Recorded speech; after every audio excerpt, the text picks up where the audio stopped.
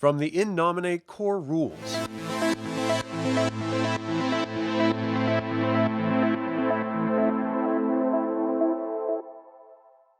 Welcome to Evil Live, the live media commentary show that answers the question, can angels do bad things? Subscribe if you're new to the channel because today we are continuing our In Nomine series with this episode, Reading a Bright Dream. Patricia held the angel in her arms until he died. The demon had just bitten my thumb off, and he sat there looking at me with this "I just bit your thumb off" grin on his face like I was a moron or something. But I was about 3 steps to the left of what you'd call a state of shock, so maybe I wasn't an unbiased witness at this point. It was the first time I'd ever thought seriously about the meaning of it all. I remembered what Patricia had told her angel as the life bled out of him. "This is not really you," she said as she cried more for herself than for him. "This body is just a vessel. This is just a vessel." This is not really me, I thought to myself, trying to staunch the blood from my right hand with the grip of my left. This body is just a vessel. This body is just a vessel. Didn't help much. Just because I'd talked to angels didn't make me feel any better about it. There's probably a lot you don't understand. I mean, about the angels and all, not stuff like quantum physics and economics. Nobody understands those yet, not even the angels. But I didn't know anything about the celestial realm until recently, so maybe I'm a good person to explain it to you. Let me tell you about the first time I met Nicole, my angel. Shuffling down an empty city street after an evening of weekend drinking, I heard this strange noise coming from an alley. No particular kind of noise. It was more like I'd remembered having heard a sound where no sound had actually been. Like I said, it was strange.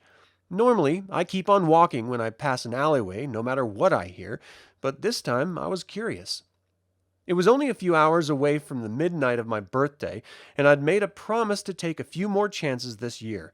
I remembered thinking, I want to start a new life. That, and I was pretty well plastered, so I was feeling artificially brave anyway.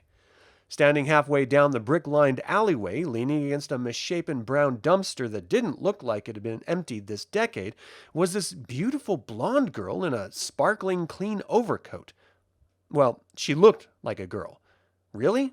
She was an angel whose corporeal vessel happened to look like that of a young human girl, but I'm getting ahead of myself.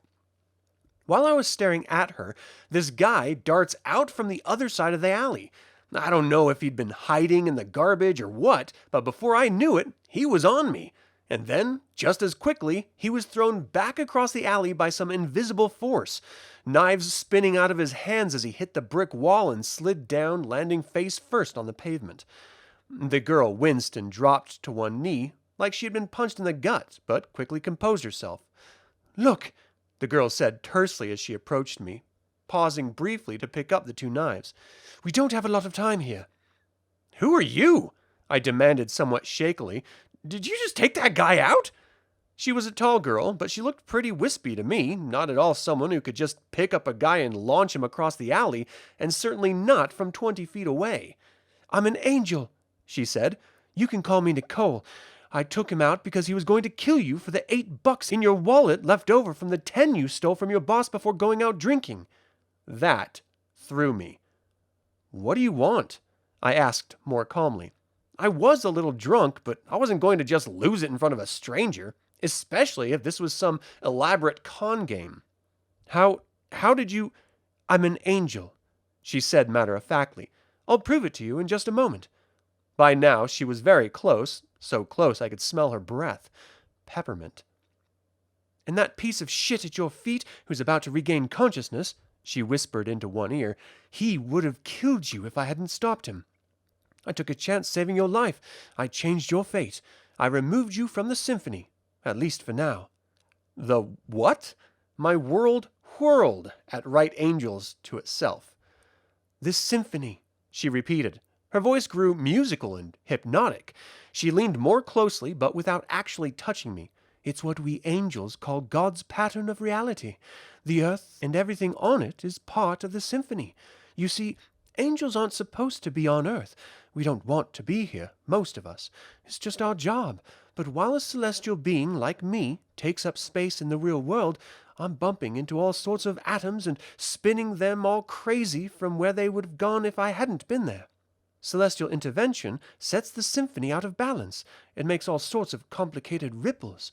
The larger the change, the more noticeable. Other celestial beings can hear the ripples and track down their source. What are you getting at?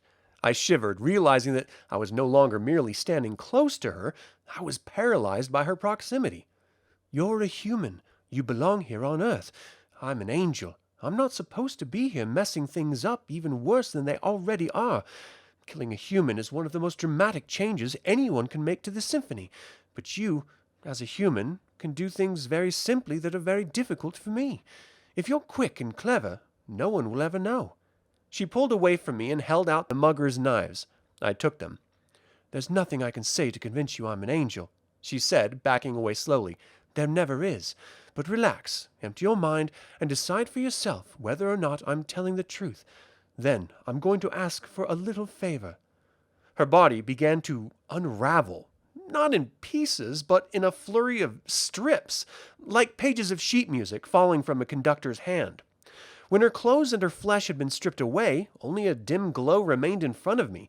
But if I relaxed and let the glow take its own form instead of forcing my mind to give it shape, I could make out the vision of the pure her.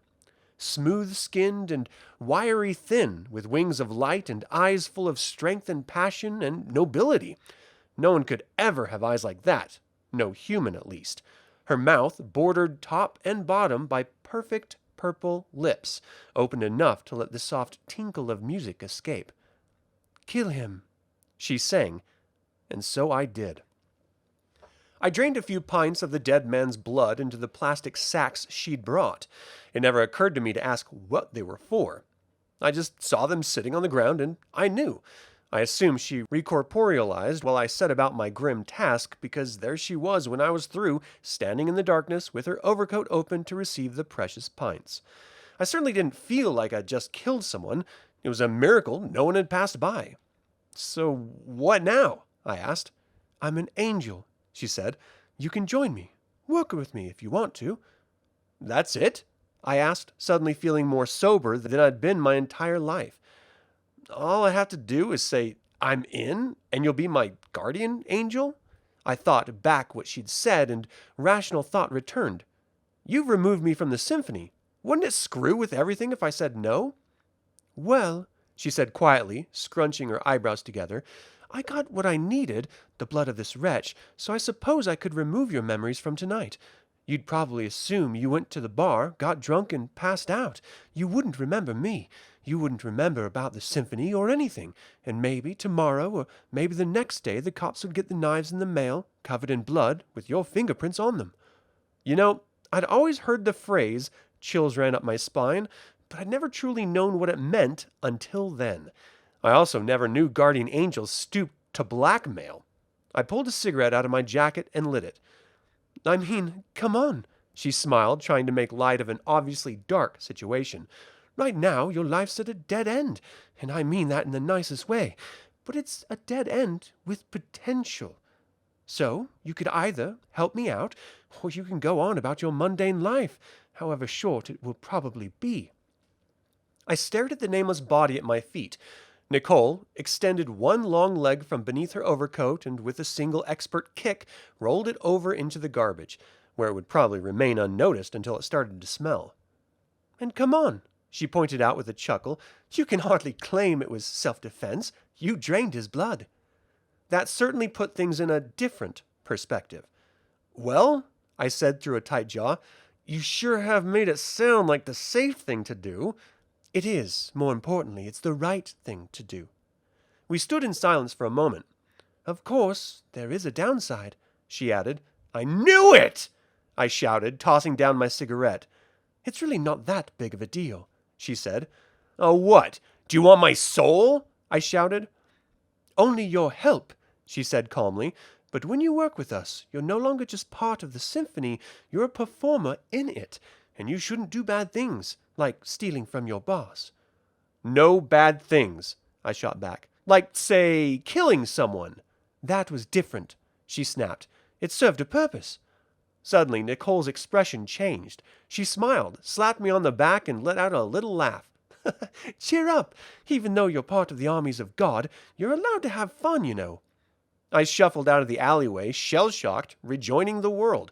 It hadn't changed much in the past 5 minutes, but I had. I didn't think angels were supposed to tell people to kill each other, I said. I bet you think we all like to wear white too. Do you? I asked.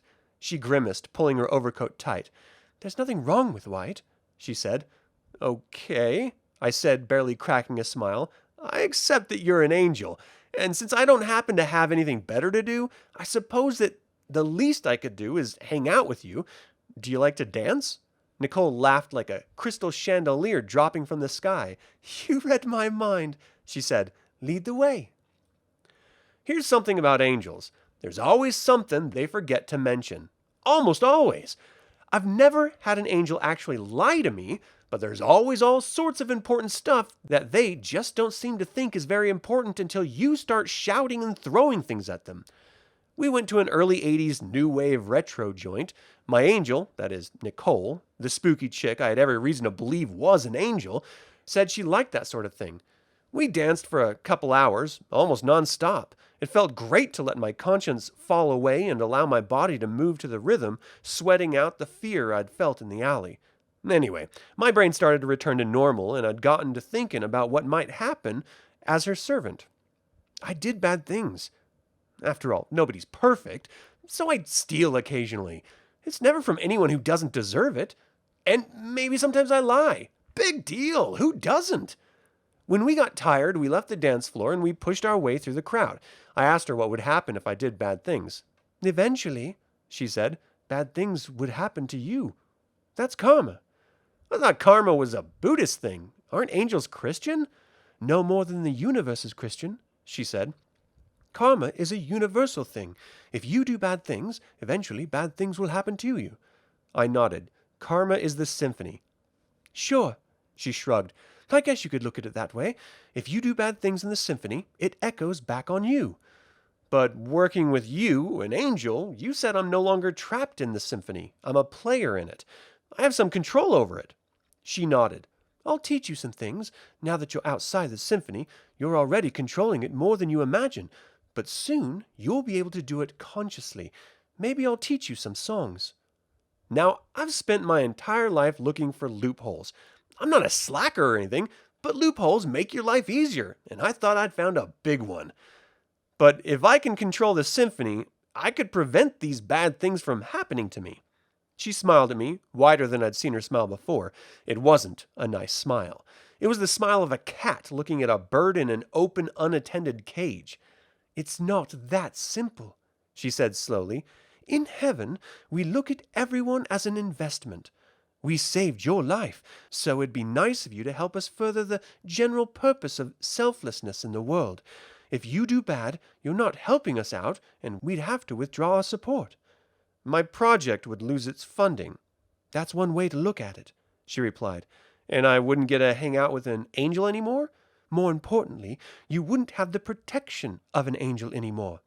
Protection? I asked. From what? When you're out messing with the symphony, it's good to have protection. She caught a passing waiter's eye and got a drink. Vodka and tonic, I think it was. Celestials, I've found, are big on dramatic pauses. My angel turned back to me, stirring her drink in its little plastic cup with its thin red straw. Protection? I nudged her.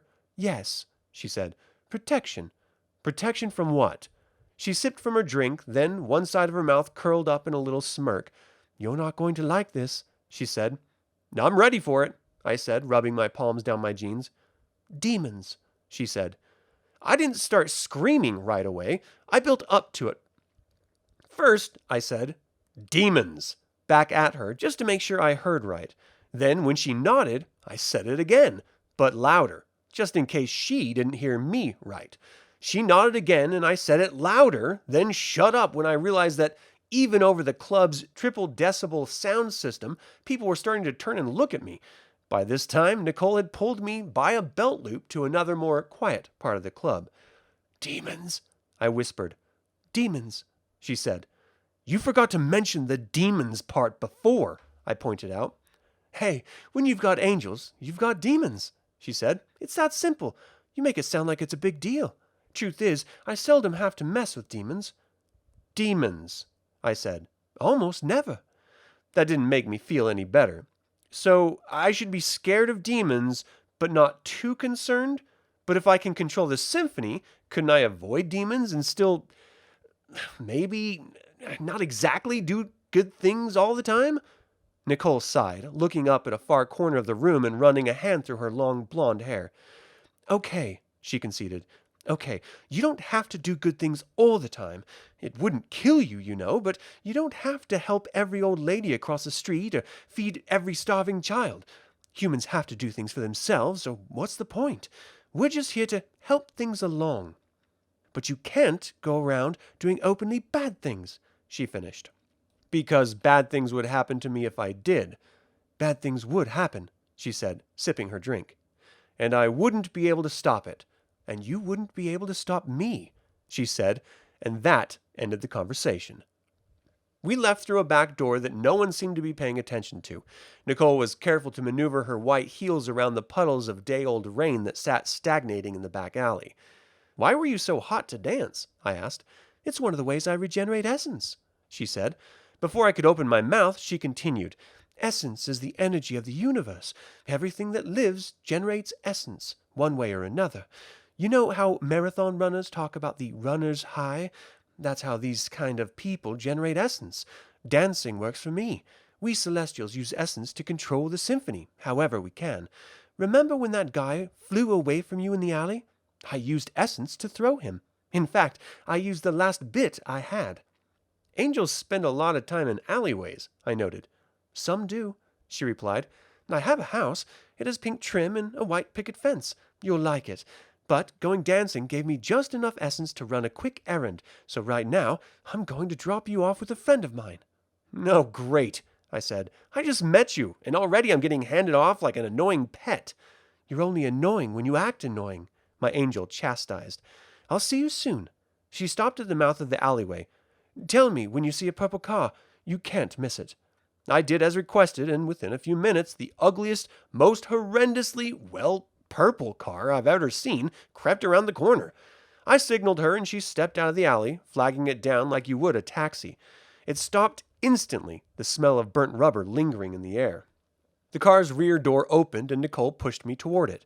He's a friend of mine, she called, retreating to the alley. I'll catch up with you guys in a jiff. I stumbled in, and the ugliest car in the world took off so quickly I fell into the floorboards. When I crawled up, I saw two other people in the car, both in the front seat.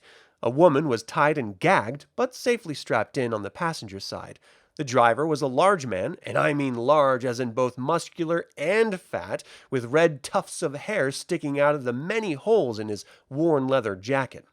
We made eye contact in the rearview mirror. He wore wind-worn aviator goggles. He nodded a hello.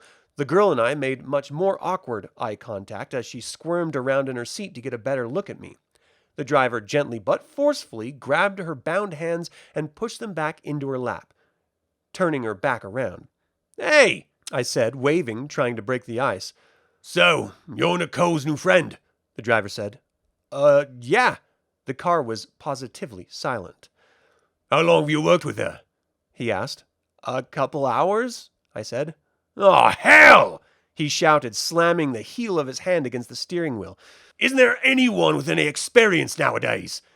So you're an angel? I asked, not wanting to drift back into painfully uncomfortable silence. I'm a cherub, he corrected. You could hear the capital letter. What's the difference between a cherub and a normal angel? Hey, he said, furrowing his brow. A cherub is a normal angel. No, scratch that. A cherub is a kind of normal angel. See, there are different choirs of angels. I belong to the choir of cherubim. Your angel, Nicole, she's a Mercurian. So, how many angels are there? I asked the cherub. Lots, he said. How many demons are there? I asked hesitantly. Lots and lots. Demons of every shape and size, working to promote every kind of evil you could imagine. There are about a gagillion demons of hyperbole. Speaking of demons, do you happen to know Nicole's other servant? Dunno, I shrugged. She probably killed him. Better yet, let me guess. She's pretty sneaky. I bet she had you kill him so it wouldn't send out any funny vibes, and now she's gone off to use a couple pints of his blood to summon her Archangel.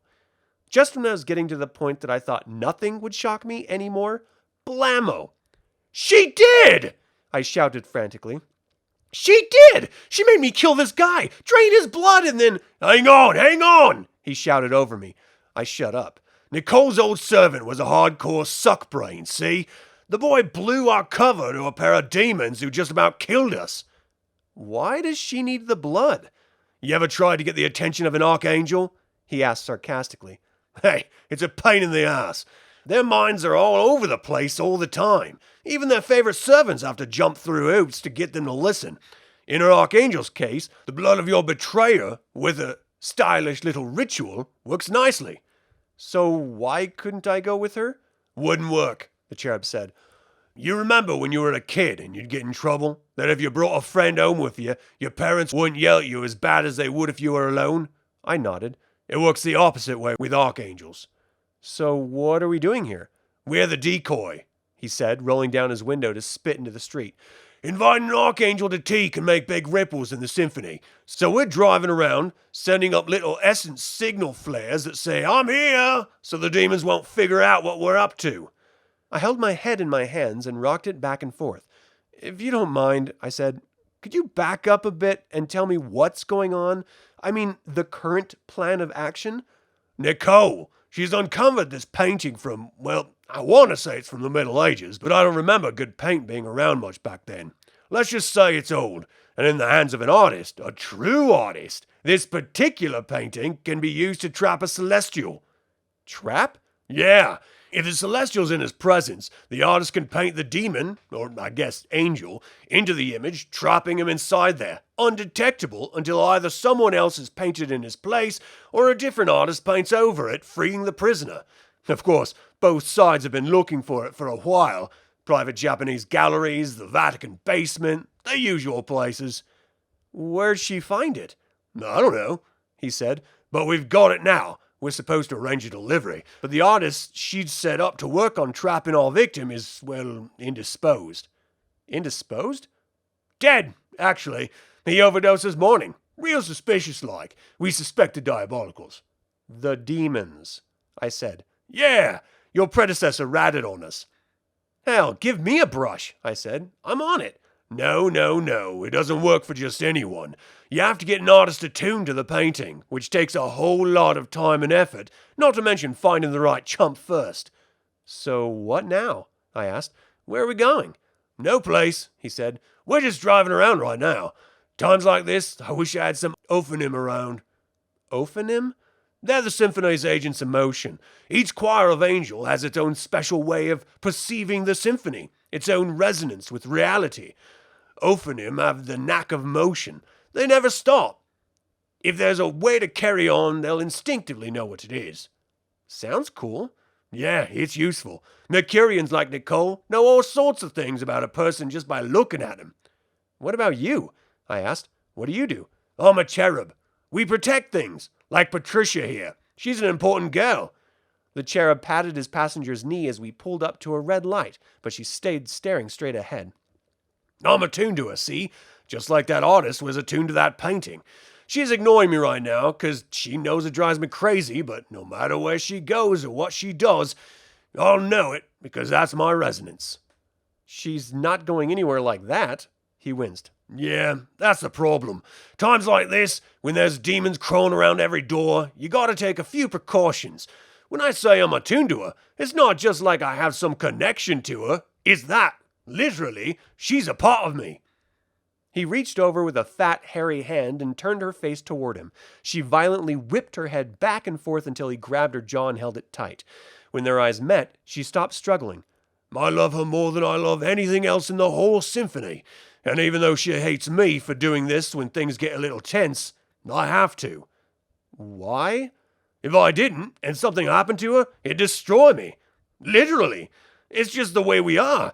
I'm supposed to protect her, see? It's my nature. And allowing anything at all to happen to her, that would throw my resonance with the symphony out of whack. The more distant you get from the symphony, the cherub said, his eyes narrowing and his voice growing low, "the more you get to thinking that maybe there's something else out there, right? Maybe there's a greater good beside the one you've been protecting all this time. Maybe all your pallies on the other side were right. And then you fall." He illustrated this by slamming a fist into his open hand, and I jumped so high I hit my head on the ceiling of the car.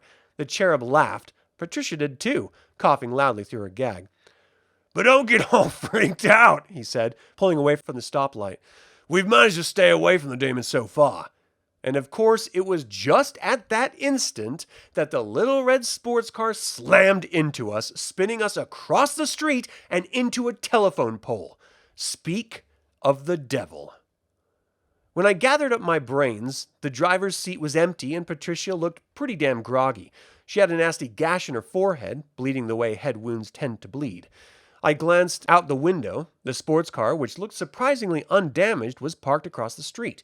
Two figures strode toward our vehicle. I could see the cherub standing between us and them. "Not like you drive an inconspicuous car, man," said the first figure, a thin, rankish guy in a black suit, smoking 2 cigarettes from one hand and holding a long, sharp knife in the other. He took a deep drag, threw his head back, and let out a cloud of smoke that almost obscured the sky. The other figure was huge, much larger than the cherub. I was scared to see. Leaning forward, I started untying Patricia. They were good knots. It took almost a minute. I could hear fighting outside while I struggled. Once her hands were free, she worked on her feet while I removed her gag. Before I could say anything, she bolted out of the car and started screaming. "God damn it," I thought to myself. "Now I'm going to have to get out of the car." Patricia was holding the cherub, and he was coughing blood all over her. His chest moved a bit and then stopped. I could just barely make out a misshapen mess that must have been a larger figure, because the thin guy was on me in a flash, grabbing my right hand and biting down hard. I could feel the joint pop, and I thought, surely he didn't just bite my thumb off. I looked down at my hand. He'd bitten my thumb off. Blood dripped down his chin from a vicious, savage smile. Obviously, I thought to myself through a shock-addled brain, this is a demon. "Where's the painting?" he shouted in slow, measured tones, spitting my blood all over my face. "I don't know," I said. He slapped me around, and through it all, the only thing that registered was Patricia mumbling her mantra to the dying cherub. "This is only a vessel. This is only a vessel." "You have no idea how bad my day's been," he said, kicking me in the side after I fell to the ground. Luckily, he got tired of abusing me and decided to check out the car. It didn't take him long to get around to looking in the trunk, from which he pulled out a long, flat package wrapped in brown paper. "No, this is sweet," he said, kissing it.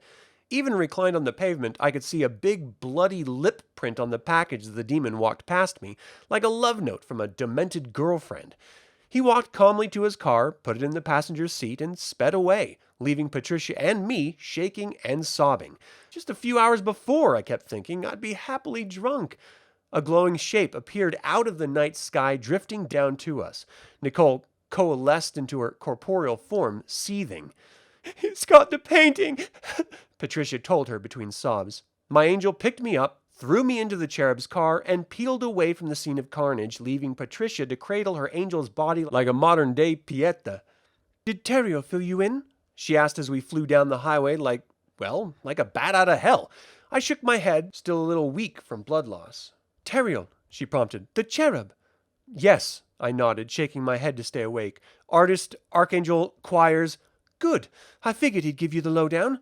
We drove a few more moments in silence. "Sorry about your thumb. I can fix that when I get some essence back." "What happens to Terrio?" "Oh, I suppose he'll wake up in heaven any time now, feeling pretty low. He must have really gotten his ass kicked by the big demon, but I noticed the other guy wasn't exactly standing up. Soon, he'll earn enough essence to make another corporeal vessel for himself, and then he'll be back, prowling the streets again. And don't worry about Patricia. That's a codependent relationship if I'd ever seen one. It'll do us some good to be free from him for a little while. Terri'll be back soon, and he'll have her happily tied up in some basement again. She says she doesn't like it, but I think she'll miss him. Humans can get used to almost anything." "What did you get from your archangel?"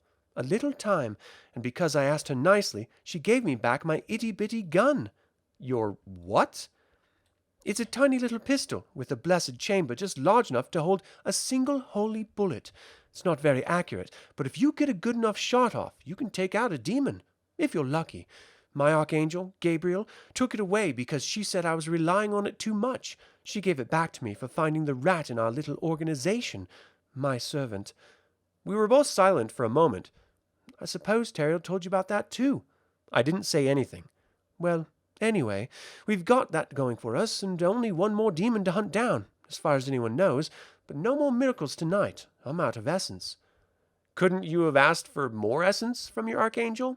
When you ask for more from the archangels, she said as though reciting a popular saying, they expect that much more from you. I must have looked puzzled because she added, and that can be bad, but if we can make it until sunrise, she said, coaxing the dead angel's car off the interstate, we're in the clear. What happens at sunrise? I get some essence back. I blew what I had summoning my archangel, but every morning, as the sun creeps over the horizon, angels recover some of their spent essence. With a bit of essence, I can toast that demon. Lucifer's forces depend on their numbers, not their strength. And if not? Nicole laughed. If not, then we have to hope our demon gets close enough to be shot with my itty-bitty gun before he tears both our heads off. And if that doesn't work, then I'll see you in heaven, she said, whipping the car into her driveway. As she got out of the car, I grabbed her by the wrist. Wait a second, I shrieked. How do we know he's not in there waiting for us? We don't, she said. In fact, he probably is. I gave him a key the last time I saw him. Don't you have some kind of built-in demon detector or something? She shrugged. No more than demons have built-in angel detectors, but if it makes you feel better. She closed her eyes and put her hand on her forehead. Nope, no demons here. Are you sure? No, she smiled. Come on. Damn it, she said, whipping through the door, grabbing a plastic-wrapped dress hanging from a hook in the hallway and whirling it around the room. Laundries! They call this white? I knew I should have picked it up myself. I'd have made them do it right. Hey, honey, said the demon, showing all his teeth as he emerged from the darkness of her kitchen. Glad you could drop by. She dropped her laundry. You again? She asked. He walked toward us, out of the shadows. He had his knife out again, which implied to me that he was out for essence, or he'd have tried to fry us when we walked in. Inwardly, I felt proud of myself for catching on to how things were done around here. This is going to be fun, he said. I haven't done anything like this in, half an hour or so. Try me, she spat. Come on, baby, he leered, lashing out with his empty hand and grabbing her arm, pulling her close. Give me a kiss and call me Jesus. Faster than I can even see, she pulled the itty-bitty gun from her coat and made an itty-bitty hole in his chest. You are the biggest bitch, he said, his grin freezing on his face as he fell to his knees. She planted a white spiked heel on his bleeding chest and gently pushed him backward to the ground, so he wouldn't fall butter side down, as it were, and bloody her carpet. See you later, pumpkin, she said, blowing him a kiss, and with one great heave, his vessel expired. That was anticlimactic, I said, trembling. I can gut him later if you like. I'll probably do it anyway. It would give me pleasure. I shuddered and shoved my bloody hand in my pocket. Go home and get some sleep, she said, turning to me and reloading her tiny pistol. The bullet chanted whispers of eternal devotion as she slid it into the firing sepulchre. Tomorrow's a busy day. You have to pick up some blood from a friend of mine, and then find me another mediocre artist with an unconventional reputation. I'm sure there's lots to choose from in this town. But why do I have to do the footwork here? I thought you were supposed to be my guardian angel. Nicole laughed. My, you are just the cutest thing. I've got to keep you around. Sure, you could think of me as a guardian angel, but I'm not your guardian angel. It's actually more like you're my guardian human. Now, go, she said, fixing me with a hard, cold stare. Do what I say. Good things, I muttered, thinking about my predecessor. Only the best, she lilted. Now get this body out of here, and don't get any blood on the carpet. It's a foul creature we disposed of this evening. He seemed to think he was your boyfriend, I pointed out. He was, she said, staring at his corpse. A long time ago. Nicole looked up at me with a smirk that might also be called evil. Ex-boyfriends turn up in the lousiest places, she explained. Now please, get to work. Sure thing, I said, growing resigned to my fate. I'd promised myself a new life, hadn't I? It looked like I'd found one. I looked down at the demon's twisted corpse. His death grin leered up at me. In a way, I had a certain sympathy for him. He didn't mean to be evil. It was just his nature. Suddenly, I didn't feel like turning over a new leaf by handling another dead body on my birthday. I'm going to get some sleep first, I said, zipping up my jacket and heading quickly for the door. Fine. Call the police and see if dead boy's car's turned up parked in a handicap space or something. It'd be just like him. We, and by we, of course, I mean you, can break into the police impound tonight and steal back the painting. And go to the Fine Arts Library on campus while you're out. Find another artist we can con into trapping a demon. Anything else? I asked. Have a happy birthday. She grinned through perfect, pearly teeth. Sure thing, I said, stumbling out the doorway. I was beginning to have some sympathy for my predecessor, too. The pre-dawn air of the city felt clean and clear. I stretched my arms toward the horizon, yearning for the bright dream of the sunrise, the temporary rest of freedom. And would you take my laundry back? She shouted through the door. I can't believe they call this white! Thank you for watching today's In Nomine episode. Subscribe and ring the bell if you're new to the channel. Don't forget to click the like button and comment to let others learn about this award-winning role-playing game and this channel. And as always, remember that evil spelled backwards is live, so get out there and be evil.